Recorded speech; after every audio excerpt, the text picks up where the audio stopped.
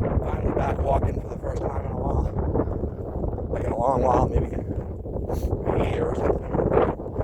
I really need to do this at my age, I'm overweight. In Texas, it's just so damn hot most of the time. Temperature finally dropped enough in my mind to start walking, and actually it's pretty chilly here. Sweatshirt. It's chilly and it's very windy, so apologize for the audio. But without anyone's watching this video, kind of freaking myself out about my health right now. Based on no evidence other than the obvious, which is that I'm old and I'm overweight, so and my brother dropped out at the age of 56. Those things are real, but I went and got the calcium scan for the first time, and I haven't got the result yet. I kind of got shaken up a little bit by, I saw a number on the actual CT scan, and I don't know what that number means. That number could be some totally unrelated number. That could be like how many scans they've done or something, you know. But it kind of made sense because it was in the range of calcium scores. So I was like, is that my calcium score? Because if it is, it's not too good. It's pretty bad. And so I've just been awfulizing about that. I won't reveal what the score is until I get the actual score. It will be interesting to see if that was my score. Hopefully not. Hopefully it wasn't that bad. But I'm not expecting it to be great. But the thing that kind of depressed me, which I probably should have already known, and maybe did in the back of my mind, but I did some research and found out that you cannot change that score at all. I think that's something we need to be telling young people, is that, sure, in your 20s and 30s you might be young and relatively invincible, but if you're building up this calcium score, you can never fix that.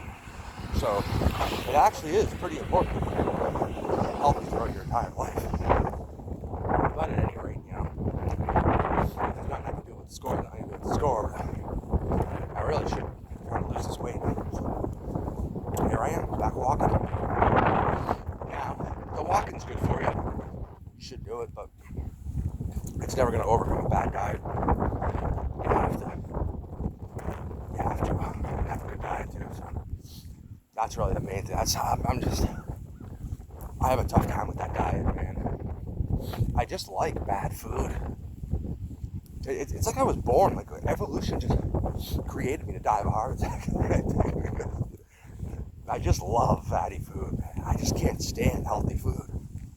I guess some people argue that it's a habit thing, like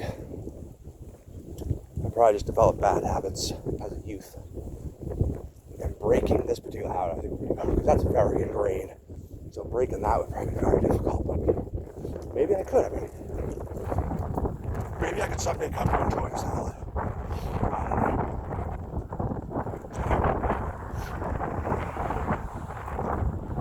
know. Depending on what this calcium score is, I might need to really dedicate myself to some serious cardio. But again, that's another example of how I was pretty much just born to die of a heart attack, because I love lifting weights. I mean, I legitimately enjoy just going in there and battling these weights. But I cannot stand cardio, man. It's either like takes up an inordinate amount of time. If you're doing it easy, you have to do it for a very long time. Or if you're doing it hard, it's just hell, man. It is absolute hell. Like, there's not much you can do in the gym that's as uncomfortable as a hard run. That is pretty tough. Yeah, I don't know. I vacillate all over the place as part of my problem. One minute I'm thinking, yeah, I really need to just go hardcore into fitness, man, if I want to live a long, healthy life. And then I'm just like, yeah, fuck it, I like pizza. I'm just gonna eat pizza. When I die, I die, you know. I vacillate totally too, but one thing that kind of complicates it is that, or more than complicates it, it's pretty much the decisive factor, is that I have a couple of kids, and I had kids late, as a lot of people are now, but I had them particularly late. I had my first kid when I was 39, because my wife's 7 years younger. So she was having the kid, I guess, at what would be considered late in past times, but now is probably considered pretty normal. But anyway, I'm 49 and I have two relatively young kids. The oldest is 10. So that's the thing that really indicates that I just need to suck it up and stop eating this shit. I really would like to do that. But it's hard. I'm finding it harder than ever, There's not only the aspect of you're old, so your diet has to be even more on point than ever before. But then on top of that, I just find it so much harder to have any motivation to do that. I don't know if it's low T. I'm actually getting my testosterone tested in my latest blood draw. So we'll see what comes out of that. I got sleep apnea, which of course I do because I'm fat. My whole family has sleep apnea. So I think that kind of adds to the general malaise, depression. That obviously adds to it, and that pretty much is malaise. And so, don't want to bore you with that shit. Everybody's, or at least, half the people out there are dealing with that. But I just really would like to overcome it, That'd be a pretty glorious thing. But it's tough, man. I mean, let's be honest. It's tough because of the mental aspect. I could lose 30 pounds. I just did it earlier this year. But then I gained that shit back like that. I mean, I just started eating everything inside. That's my problem is there's no moderation. It's either I'm hardcore into fitness and doing this great diet, great life, right? Or I'm just like, fuck it, man. Whatever I want.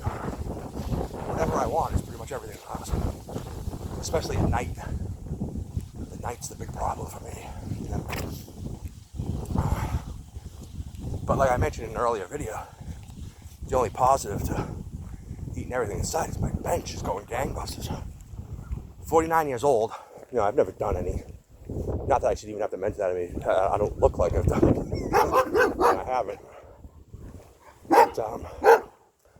But considering how little work I've done into it, I have a pretty good bench. Shut up. I have a pretty good bench. That's just like one natural talent I have, I guess.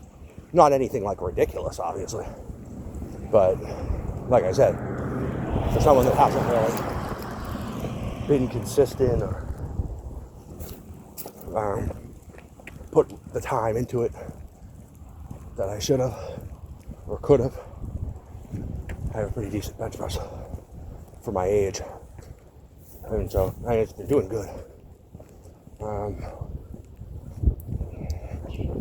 And it's like, it seems like just the last couple months, I'm getting like stronger all the time. Like I know it's in like a plateau. I think what helped was getting a rest actually. Because I was super into lifting. Well, it's gaining the weight too, I guess, but they kind of coincided, so who knows. But I was really into lifting.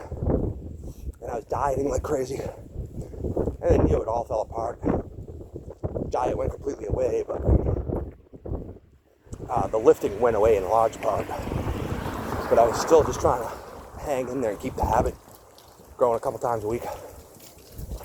Light workouts.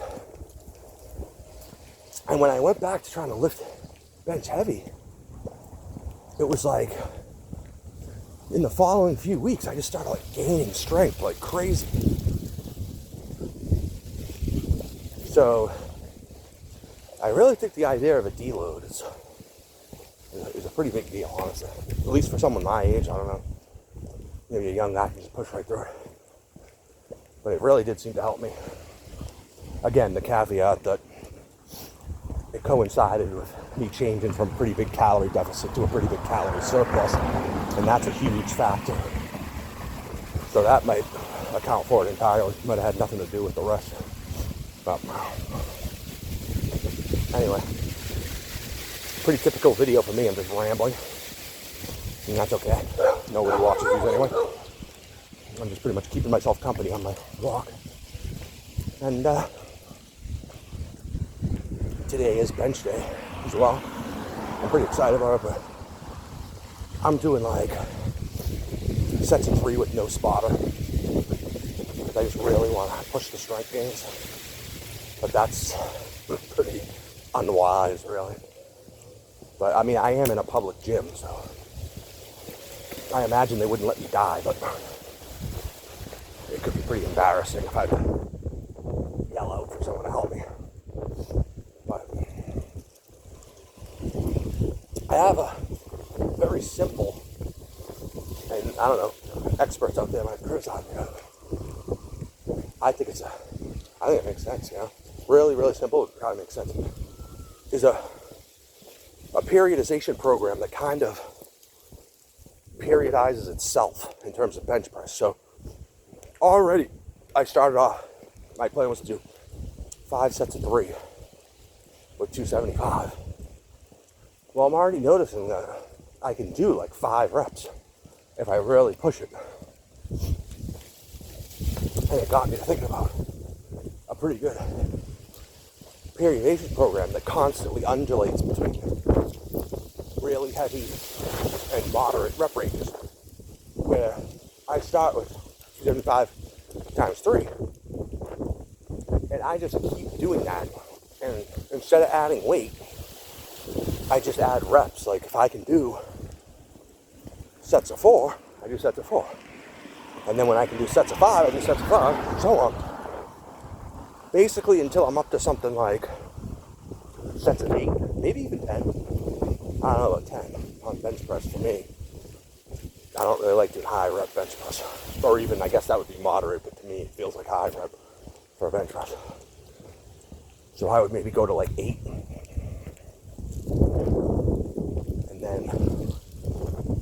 And then, you know, once you can do all 5 of your sets for 8. The only thing about it though is you might have to like drop sets, because 5 sets of 8 I think is too much for me. 5 sets of 3 makes sense. But once I get to like 8, I think I'd want to be at like 3 sets. So maybe stay at 5 sets until you hit 6 reps, and then at 6 reps you go to 4 sets. At 7 reps you go to 3 sets. You keep that up till you hit 8 reps on all 3 sets. And then you raise the weight such that you can only do 3 again. And now you're back to your 3x5. And it just cycles like that. So it's like you have a strength phase, and you turn that strength phase over time into a hypertrophy phase. And I feel like that could really build your body pretty good. Because I don't know, a lot of people make this demarcation between strength and hypertrophy, which, yeah, there is to a certain extent, but I feel like if you're doing your hypertrophy work with heavier weight, it naturally follows that you're going to have more hypertrophy. So there's obviously a connection there. Anyway, that's it for me. See you later.